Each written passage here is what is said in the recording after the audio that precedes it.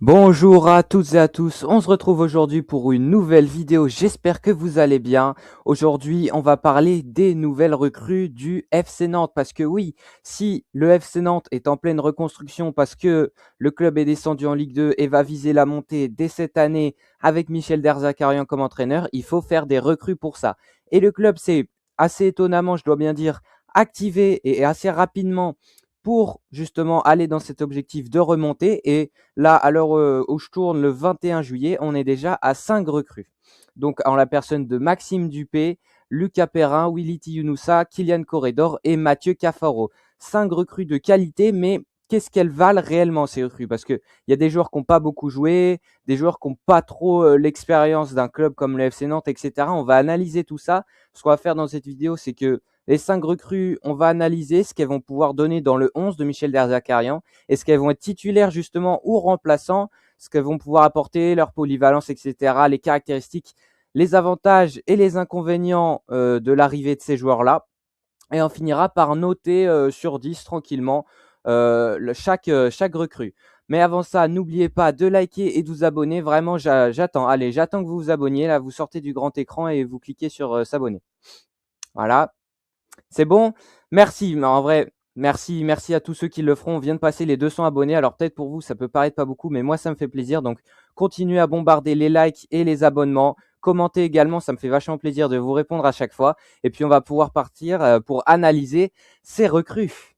Et on commence tout de suite par Maxime Dupé. On va faire les arrivées dans l'ordre chronologique. Et donc la première recrue officialisée, et c'était dans les petits papiers depuis un petit bout de temps, c'est Maxime Dupé, le gardien de but de 33 ans qui, comme vous le savez, probablement est formé à Nantes, a une carrière assez compliquée, on va dire, parce qu'il n'a jamais réellement eu sa chance. Si on regarde globalement les seules fois où il a été titulaire, c'est à Toulouse, mais à Nantes, il l'était pas. À Anderlecht, il l'était pas. Et à Nice, là, depuis 2 saisons où il est à Nice, il l'est pas non plus. Donc, il était d'abord la doublure de Marcin Bulka. Puis, cette année, il a un peu plus joué parce que Yevan Diouf a été à la CAN. À un moment, il était un peu moins bon, mais il était donc sa doublure quand même. Donc, Maxime Dupé, c'est un gardien qui a rarement été numéro 1 dans un club et là va donc être numéro 1 club parce qu'on le sait, Anthony Lopez est parti, il a d'ores et déjà signé à Angers. Alban Lafont est revenu mais devrait signer d'ici quelques jours dans un club turc dont j'ai oublié le nom. Et donc voilà, Maxime Dupé est réellement amené à être numéro 1 cette année, enfin la saison prochaine. Donc qu'est-ce que ça vaut? Bah honnêtement, c'est un gardien. Déjà, si on regarde simplement cette saison, il n'a pas joué énormément de matchs en Ligue 1, mais on voit que c'est pas un gardien très régulier. On voit là, par exemple, il a pu faire un match complètement horrible face à Toulouse, puis face à Nantes, hein, évidemment, faire un très gros match. Voilà, c'est pas un joueur extrêmement régulier, un gardien régulier. Il a joué seulement 8 matchs en Ligue 1 cette saison, comme je vous le dis, c'était la doublure de Yevan Diouf, donc il n'a pas forcément l'habitude ces dernières années d'enchaîner beaucoup de matchs. Bon, c'est pas comme un joueur de foot qui aurait arrêté pendant un an à cause d'une blessure ou quoi. Un gardien, enfin, c'est un joueur de foot, mais pas un joueur de champ, c'est ça que je veux dire. Un gardien, ça s'épuise moins, donc normalement, on ne devrait pas avoir de problème là-dessus. Je fais une petite parenthèse, on sait que le club euh, chercherait potentiellement une doublure pour Maxime Dupé, et donc moi je pensais que, vous savez, Mirbach serait la doublure de Dupé. Si on va voir sur Transfermarkt, on voit que Lafont devrait partir et il n'y a que Dupé et Mirbach en gardien de but. Moi, je pensais que le club allait faire confiance à Mirbach en tant que doublure, mais finalement, le club serait en train de chercher une doublure à Maxime Dupé et peut-être envoyer Mirbach en prêt. Bref, on revient sur Maxime Dupé. Donc on voit que c'est un gardien d'après SofaScore qui n'a aucune faiblesse exceptionnelle, mais on va aller sur un autre site pour voir que si, il en a. Donc voilà, c'est un gardien qui a des qualités, mais aussi des défauts. Moi, je le sais, je l'ai vu jouer plusieurs fois à Nice cette saison. Il peut être très bon comme il peut être très mauvais, et ça me fait un peu peur parce que c'est un gardien qui n'est pas régulier. Si on va voir plus en détail sa fiche sur Datascout, on voit qu'il fait 1m88, il a donc 33 ans comme je l'ai dit, droitier. Voilà, donc ses stats sont acceptables dans certains, dans d'autres c'est compliqué, mais les statistiques importantes pour les gardiens sont plus ou moins respectées, à part le pourcentage d'arrêt. Voilà, ça c'est vraiment assez inquiétant.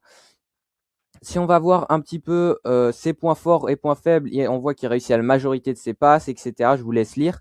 Mais surtout, là où les axes d'amélioration, on pourrait aussi appeler les inconvénients, les points faibles, il reste souvent sur sa ligne, donc c'est pas un gardien qui fait beaucoup de sorties. Et ça, on sait que ça peut être dangereux parce que Anthony Lopez l'année dernière faisait pas mal de sorties.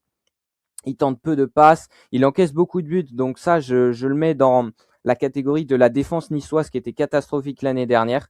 Voilà, on sait qu'il fait peu de passes longues, etc. Peu de jeux longs, peu de clean sheet, etc. Il fait pas beaucoup de passes.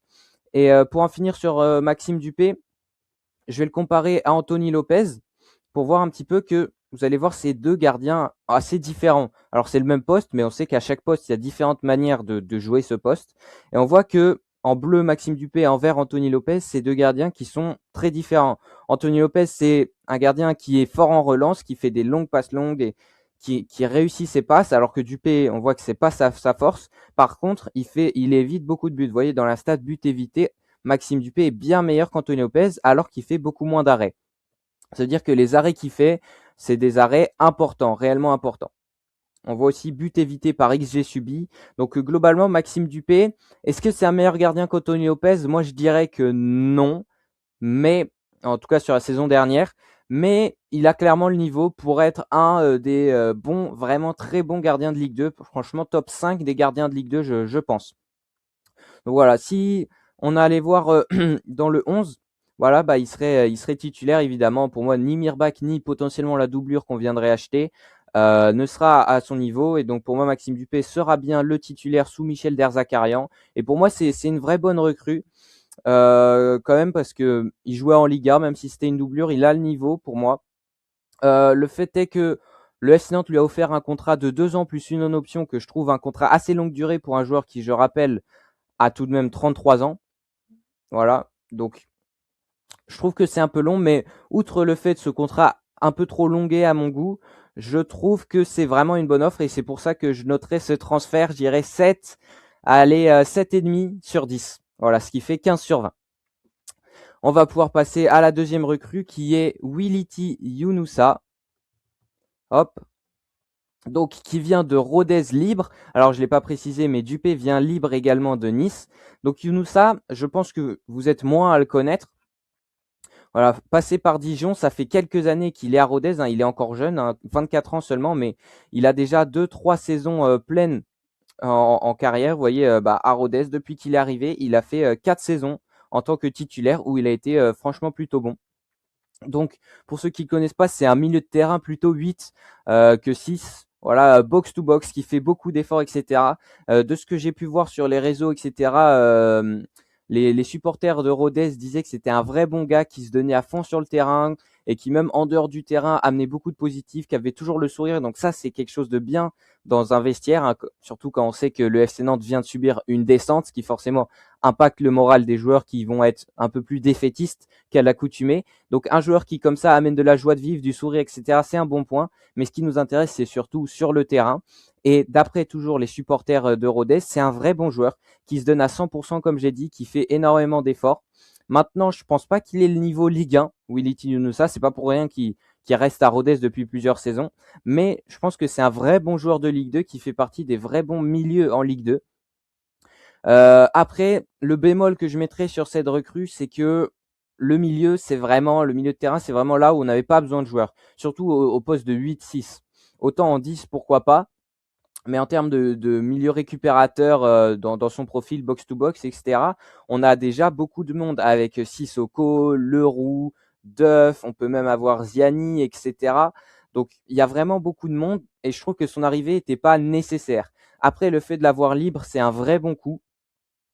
Donc, moi, je dirais que c'est quand même une bonne recrue. Vous voyez, dans le 11 ici, je l'ai mis titulaire aux côtés de Sissoko parce que j'ai mis Leroux en tant que latéral gauche. Mais évidemment, le poste de prédilection de Louis Leroux, c'est milieu central. Donc, si on trouve un latéral gauche, et je l'espère parce que Louis Leroux, sur une saison entière en tant que latéral gauche, c'est pas très viable non plus. J'espère pouvoir replacer Leroux milieu centre et trouver un nouveau latéral gauche, ce qui ferait que Younousa serait sur le banc. Mais évidemment, ça c'est un 11 que je vous propose, mais il peut complètement changer. Hein. Pour moi, j'espère en tout cas que Michel Derzakarian, qui est juste là, hein, coucou Michel, voilà, nous fera au mérite et pas au CV. Voilà, j'espère en tout cas.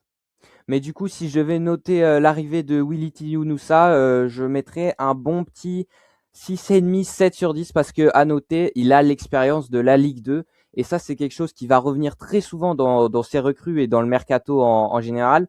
Dupé a l'expérience de Ligue 2 et même de Ligue 1 et de D1 belge.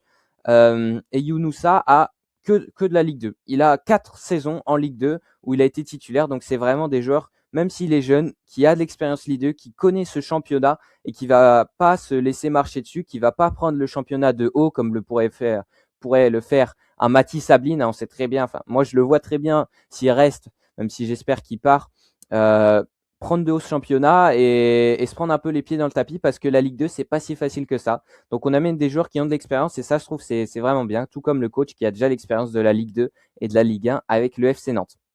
On passe maintenant à la troisième recrue de l'été qui n'est autre que Lucas Perrin, le défenseur central droitier de 27 ans que vous connaissez potentiellement parce que on le sait, il est passé par l'OM et par Strasbourg, donc il a déjà joué en Ligue 1, bon surtout à Strasbourg parce qu'à Marseille il n'a pas énormément joué, mais à Strasbourg il a fait 3 saisons pleines. Depuis c'est un peu plus compliqué. À Hambourg il n'a pas énormément joué, il est allé au Club Bruges où il n'a pas énormément joué, et puis là cette saison il était à Gijón, il me semble que c'est ça le club, le Sporting Gijón en D2 espagnol. Donc où il a plus ou moins joué, même s'il a été pas tout le temps titulaire. Mais donc c'est un joueur qui, ces dernières saisons, euh, change énormément de clubs. Ça m'effraie un petit peu. Bon, le mot est un peu fort, mais ça met un petit point négatif, je trouve, parce que un joueur qui change tous les 6 mois, tous les ans de club, c'est qu'il y a quelque chose qui va pas trop. Moi, je pense que c'est pas niveau mentalité, parce que Lucas Perrin, s'il a bien réussi à Strasbourg et vient de Marseille, c'est que c'est quand même un bon gars qui a la mentalité pour se hisser à ce niveau-là.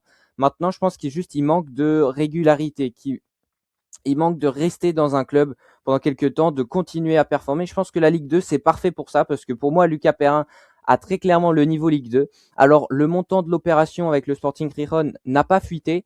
Certains disent que c'est un transfert libre, d'autres disent que c'est un transfert entre 1 et 2 millions, donc je pourrais pas vraiment m'avancer là-dessus. Mais disons que pour moi, c'est vraiment un bon joueur de Ligue 2, un très bon défenseur de Ligue 2 même. On voit d'après SofaScore, la valeur marchande, elle est à 1,9 million. Si on va voir un petit peu sur Transfermarkt, ils nous disent 2 millions, donc ils sont plus ou moins d'accord. Donc c'est un joueur qui est plutôt valorisé. Moi, je pense que le transfert était payant, mais certaines sources disent transfert gratuit. Bref, il a fait une saison un petit peu en demi-teinte du côté de l'Espagne, mais on sait que c'est un vrai bon joueur qui peut apporter.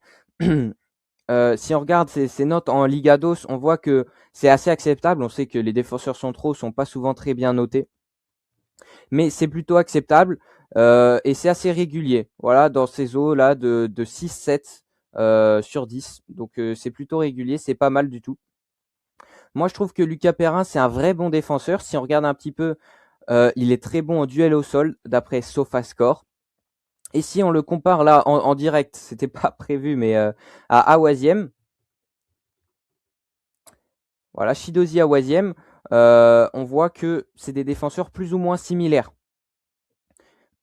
Mais que Lucas Perrin est quand même un petit peu au-dessus. Ça, on peut le voir. Et c'est bien parce que Awaziem va potentiellement partir. Moi, je suis un petit peu déçu de Shidozi qui vient d'arriver la saison dernière, mais qui n'accepte pas vraiment la baisse de salaire et va vouloir partir dès maintenant. Il a quasiment un accord avec un club turc comme Lafont et potentiellement Ablin également. Mais Lucas Perrin, ouais, va remplacer numériquement et dans le 11 Shidozi Awaziem. Et pour moi, là, je l'ai mis aux côtés de Tati, même si on sait que Tati va très sûrement partir dans un plus gros club cet été, vu que c'est une très grosse valeur marchande.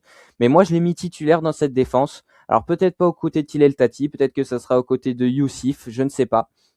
Mais en tout cas, pour moi, il est titulaire et on reforme le duo de Strasbourg avec Perrin et Gilbert. Et ça fait plaisir. Donc, pour moi, c'est une vraie bonne recrue qui demande à se confirmer. Pour l'instant, dans les matchs amicaux, il y en a eu que 2. J'ai pas vraiment eu l'occasion de voir vraiment bien Lucas Perrin à l'œuvre. Je pense que face au Mans, dans une semaine, là, le match amical pourra nous en dire un peu plus. C'est le début des matchs de Ligue 2 également. Mais j'espère qu'il va réussir à se remettre dans le rythme et à confirmer que, parce qu'il a le talent clairement pour jouer en Ligue 2, il a même le talent pour jouer en Ligue 1. On le sait, il a fait plusieurs belles saisons à Strasbourg en Ligue 1. Donc je pense qu'il peut faire de vraies belles choses au FC Nantes et consolider cette défense qui, l'axe Perrin-Guilbert, s'il retrouve sa forme, sera vraiment un axe fort de l'équipe. Et moi, je noterai ce transfert à 7 sur 10 en attendant de voir s'il retrouve son niveau, ça peut monter à un 8 sur 10, voilà, quelque chose comme ça. Mais c'est un solide, très solide 7 sur 10. Ensuite, on a eu l'officialisation de Kylian Corredor et ça, pour moi, c'est le gros coup du mercato nantais. Très clairement. Alors peut-être que vous ne le connaissez pas très bien, Kylian Corredor, mais il avait été à Rodez comme Willy Younoussa. Ce qui est assez drôle, c'est qu'ils ont joué ensemble et ils vont se retrouver au FC Nantes tous les deux. Je vais regarder un petit peu sur sa carrière, voilà, qui vient de Rodez. Il avait fait quelques très belles saisons à Rodez, notamment sa saison 23-24, où il avait mis 15 buts et 6 passes D, donc très très grosse saison de Rodez et de Corredor. À ce moment-là, ils étaient allés, il me semble, jusqu'au barrage de montée, mais ils avaient perdu en barrage, etc. Donc, à la suite de cette très belle saison, il avait été acheté pour environ 1 million d'euros par Darmstadt, un club de D2 allemande, et où il y fait deux plutôt belles saisons. Voilà, 8 buts, 6 passes D l'année dernière, et cette année 5 buts, 3 passes D. Donc, c'est un peu moins que ses standards, mais je pense qu'en Ligue 2, dans un championnat qui connaît mieux, il pourra faire le boulot, très clairement. Et donc Nantes l'achète pour environ 2 millions d'euros, ce qui pour moi est une vraie bonne arrivée. Parce que pour moi, Kylian Corredor, c'est vraiment le haut du panier de la Ligue 2. Alors c'est pas un Davitashvili, hein, évidemment, il est très loin du niveau du Géorgien. Mais pour moi, Kylian Corredor, c'est un vrai bon joueur. En plus, il est polyvalent parce qu'il peut jouer ailier gauche, ce qui pour moi, comme je vous l'ai montré ici, sera son poste. Mais il peut aussi jouer buteur dans une attaque à deux avec Ganago. Alors je sais pas comment ça s'articulerait, mais par exemple comme ça, avec bon là, le site, ça a traduit en français couloir parce que corridor, ça veut dire couloir en français. Bref, mais on pourrait faire une attaque à deux, Corredor et Ganago, avec sur les ailes Tabibou et Benata par exemple, ou Mathieu Cafaro dont on va parler juste après. Ça pourrait être vraiment intéressant une attaque à deux parce qu'on sait que Corredor a la polyvalence de jouer ailier gauche, mais aussi buteur. Et moi, je pense que cette formation pourrait être intéressante à adopter, mais pour moi, pardon, le dispositif préférentiel serait quand même le 4-2-3-1 avec Ganago bien en pointe et Corredor sur le côté gauche. Mais donc cette polyvalence, c'est un vrai bon point.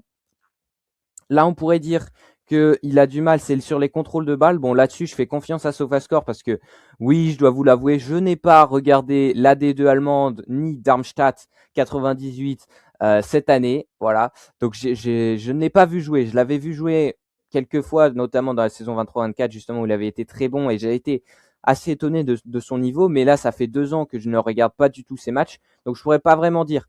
Mais d'après SofaScore, son point faible, c'est le contrôle. Donc ça peut être un peu relou, un joueur au pied carré. On avait déjà ça avec Mostafa Mohamed. À chaque fois, ses contrôles, il partait à 3 mètres. Mais on voit que c'est un joueur de pression, haute pression. Alors meneur, je sais pas trop ce qu'ils veulent dire par là, mais haute pression, ça c'est vraiment intéressant parce qu'on sait que Ganago, c'est un attaquant qui presse beaucoup, qui se donne à 100% sur le terrain. Et si on a un autre joueur juste à côté de lui, comme Corredor, qui fait également un pressing intense et donc qui constitue le pressing avec les deux pointes Ganago et Corredor qui pressent énormément pour gêner la relance adverse. Ça peut être très intéressant et pour moi c'est le gros coup du mercato et je vais mettre un 9 sur 10 à cette recrue en espérant qu'il retrouve son efficacité de la saison 23-24. Et on finit par la dernière recrue en date dans ce mercato du FC Nantes qui n'est autre que Mathieu Cafaro, l'ancien du Paris FC, de l'AS Saint-Etienne, etc. Il a fait pas mal de clubs, de Reims évidemment, et même de Toulouse. Donc c'est un joueur qui est habitué à la Ligue 2, beaucoup de saisons en Ligue 2 avec Reims, avec Saint-Etienne, même avec le Paris FC. C'est un joueur qui a été au cœur de plusieurs remontées. Alors, avec Reims ici sur sa première saison, même s'il joue pas énormément, mais surtout plus tard avec Saint-Etienne et la saison dernière, enfin il y a 2 saisons avec le Paris FC. Donc c'est un joueur qui a participé à 2 voire 3 remontées en Ligue 1.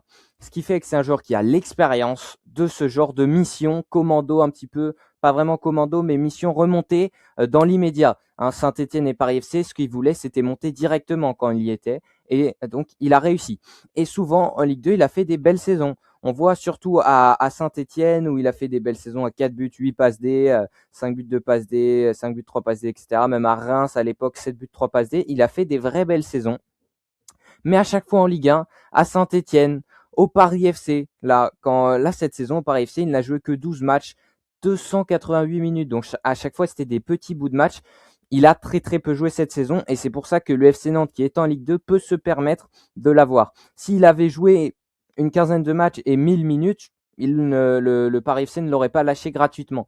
Mais là, puisqu'il n'a quasiment pas joué, le FC Nantes peut se le permettre de l'avoir. Mais on sait que si Mathieu Cafaro retrouve son niveau qu'il a en Ligue 2, il peut être vraiment bon parce que Mathieu Cafaro, c'est un vrai très bon joueur de Ligue 2, mais c'est un joueur un peu limite pour la Ligue 1. C'est un joueur qui se trouve un petit peu entre les deux, entre très bon joueur de Ligue 2 et mauvais joueur de Ligue 1.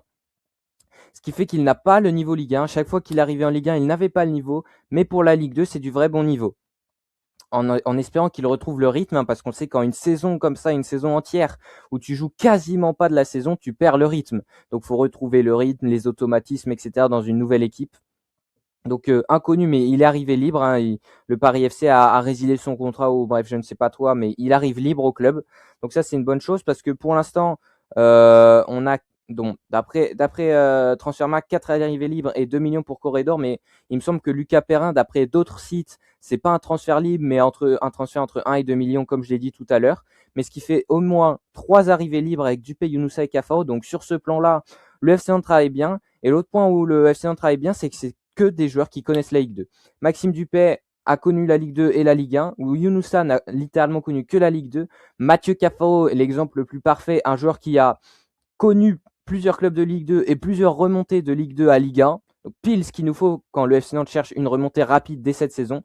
Perrin a connu la Ligue 2 et surtout la Ligue 1. Et Corredor a beaucoup connu la Ligue 2 et la D2 allemande. Donc que des joueurs qui ont l'expérience Ligue 2, voire le niveau supérieur, la Ligue 1. Donc des joueurs qui finalement auraient pu nous servir l'année dernière. J'ai l'impression qu'on fait un meilleur mercato cette année en Ligue 2 que l'année dernière quand on était en Ligue 1. Enfin, bref, c'est pas la question. On va revenir sur Mathieu Cafaro. Si vous voulez qu'on fasse un petit peu une vidéo débat comme ça où on parle de l'organisation du FC Nantes, pourquoi on fait un meilleur mercato cette année que l'année dernière, pourquoi le coach, pourquoi Luis Castro n'a pas eu la confiance de Kita, etc. On pourra, dites-moi en commentaire si vous voulez une vidéo comme ça. Mais revenons à nos oignons et à Mathieu Cafaro. Pour moi, c'est un vrai bon joueur de Ligue 2. Alors, vous voyez, dans le 11, là, je ne l'ai pas mis titulaire parce que moi, personnellement, j'aime beaucoup Tabibou et Benatab. Mais on sait que Benatab a reçu une offre de Krasnodar, il me semble, le club russe, où évolue d'ailleurs Douglas et Augusto. Donc, ils pourraient reformer la paire, même s'ils n'ont pas joué ensemble les deux à Nantes. Moi, j'aimerais bien garder Benatab, mais il y a des chances qu'il parte. Et donc, Cafaro, dans ce rôle d'ailier droit, pourrait être vraiment bon, même si il a été ailier. Ses meilleures années, c'était en tant qu'ailier. Mais je trouve qu'avec l'âge, bon, il est pas vieux, hein, il a 29 ans, il me semble. C'est ça, 29 ans. Il est pas vieux, mais il perd en explosivité qu'il avait dans sa jeunesse. Donc, pour moi, il se rapproche plus en plus d'un profil de 10. Donc, il pourrait être à la place de Tabibou ici. Pourquoi pas décaler Tabibou dans ce cas-là à droite. Voilà, on met un Tabibou à droite et ici, à la place de Benatab, on met, on met Mathieu Cafaro. Hop, en direct. Mathieu Cafaro, voilà. On peut le mettre ici et Tabibou sur le côté, ou l'inverse hein, d'ailleurs.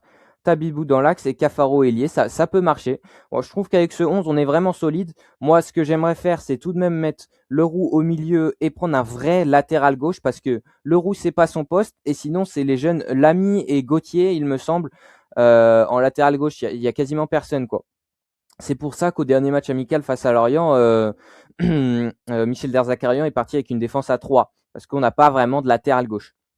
Mais voilà, pour moi, s'il y a un poste où on doit les recruter, c'est le latéral gauche parce qu'on a tout simplement personne à ce poste-là. Et après, peut-être un profil de 10 parce que Tabibou tout seul en 10 toute la saison, ça peut être un peu compliqué. Bref, voilà, si je devais noter le transfert de Mathieu Cafaro, je pense que je le noterais à la hauteur de 6,5 sur 10 parce que c'est un vrai bon joueur, mais il a quasiment pas joué et j'attends de voir. En fait, là, on l'a pas vu, il vient d'arriver à Nantes, il a pas fait de match amicaux ou quoi. Il faut qu'il retrouve le rythme. On sait qu'il n'a pas du tout de rythme, mais s'il retrouve le rythme et son niveau de quand il est en Ligue 2 et quand il est en Ligue 2, il est vraiment bon, ça peut monter un 7,5, un 8, voire plus s'il fait une vraie belle saison. Mais pour l'instant, c'est un 6,5 sur 10. Voilà pour Mathieu Cafaro et les recrues. Voilà, c'était tout pour l'analyse de ces 5 recrues. J'espère que ça vous a plu. Alors peut-être que vous avez trouvé que certaines notes étaient un peu en dessous, notamment pour Cafaro. C'est vrai que 6,5 peut-être que c'est pas assez, mais bon, on attend de voir s'il reprend sa forme. Peut-être d'autres un peu trop surnotés comme Corredor où j'ai mis 9 sur 10. C'est vrai qu'avec un peu de recul, peut-être que je me suis enflammé en vous l'expliquant, en vous le montrant de ce qu'il pouvait faire, le pressing, le fait qu'il puisse jouer ailier gauche et buteur, etc. Je me suis peut-être un peu enflammé. Peut-être qu'un 8 sur 10 aurait été plus adéquat, mais bon, c'est fait, j'ai donné mes notes. Donc Dupé 7,5, Younoussa 7, Perrin 7, Corredor 9 et Cafaro 6,5. J'espère que cette vidéo vous a plu. Ne quittez pas cette vidéo sans me donner en commentaire vos notes pour ces transferts. Voilà, peut-être que vous voyez Corredor à 6 parce que vous ne croyez pas en lui. Peut-être que pour vous, Younoussa, c'est l'achat du siècle et vous mettez 10 sur 10. J'en sais rien, mais ne quittez pas cette vidéo sans me mettre en commentaire vos notes pour ces recrues. On fera sûrement d'autres vidéos de ce type-là quand le FC Nantes fera d'autres recrues. On pourra aussi également faire des vidéos sur les départs, les rumeurs de départ. On sait que Tati est courtisé, que Ablin a des touches à Galatasaray. Galatasaray qui devrait faire une offre d'ici quelques jours pour Mathis Ablin. Bref, on pourra faire des vidéos mercato comme ça si ça vous plaît. N'hésitez pas à le mettre en commentaire si vous voulez des vidéos comme ça sur l'actualité du mercato du FC Nantes. En tout cas, c'était tout pour aujourd'hui. Merci à vous d'avoir regardé. Jana